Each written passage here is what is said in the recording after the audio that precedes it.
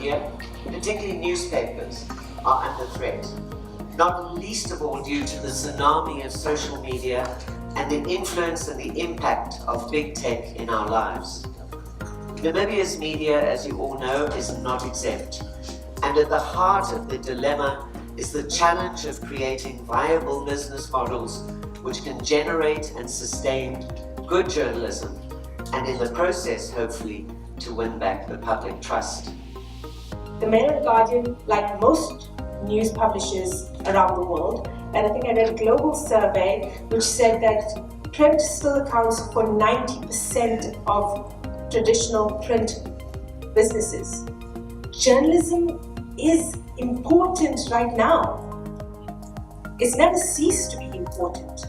But if we look at some of the trends around the world, political trends around the world, it is only good journalism that can empower citizens to make informed decisions about their political future. So we need good journalism, but there is little money to support it. What we have to do is to stand firm. Success, we must accept, will not come easily or quickly. But we must somehow be able to motivate our newsrooms to be able to not just do the work of the day, but do the work of the future. You go online, you go on your smartphone and you look at BBC News or perhaps Al Jazeera, you look at some of the headlines, all online. All you need to do is internet access. A bit later, you can access the Namibian, you can look at the latest headlines there, read what's happening in your own country or in your own local area. A bit later, if you registered, I think after 12, you can go on one of the newspapers of NMH, the Republican perhaps, or Allgemeine Zeitung, and you can do the same thing there. They have a paywall, but of course it's timed. But we're all doing this online, or most of it. Some of you might still buy a newspaper, but a lot of you don't. And this is the crux of the matter, if you will. So I think the first thing that we always think about when we think about media freedom are the political pressures, the threats and harassments of journalists, imprisonment, even killings, physical attacks. We've heard some of this morning as well from Khadija with the situation in Tanzania. We know that this also happens elsewhere in the continent. So while we are focusing on other issues today, I think it is important to bear that in mind, that there are still very much political pressures, threats, harassments, physical attacks on journalists on the continent that we have to remain aware of. Can you fathom society where the traditional media does not play a role?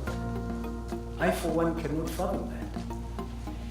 Because although we have the advent, and in my view, an avalanche of instant media sharing of information, part of the information that we source here is not accurate, is not reliable. And remember, we need accurate, reliable, credible information for individuals, for society to contemplate what decisions to take.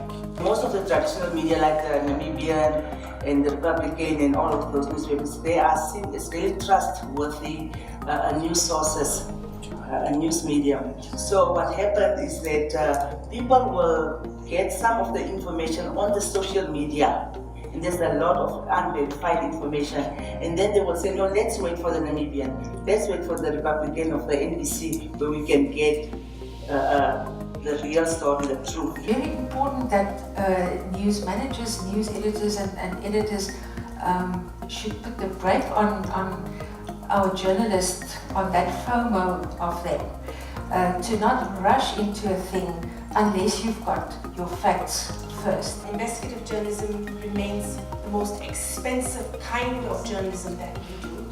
So any funding available to help reinforce our existing infrastructure helps us a great deal. We should find a way to help society become media literate, because media has changed quite a lot. I get amazed how some of the people who I think are well informed would easily just accept anything that comes across as true, as genuine.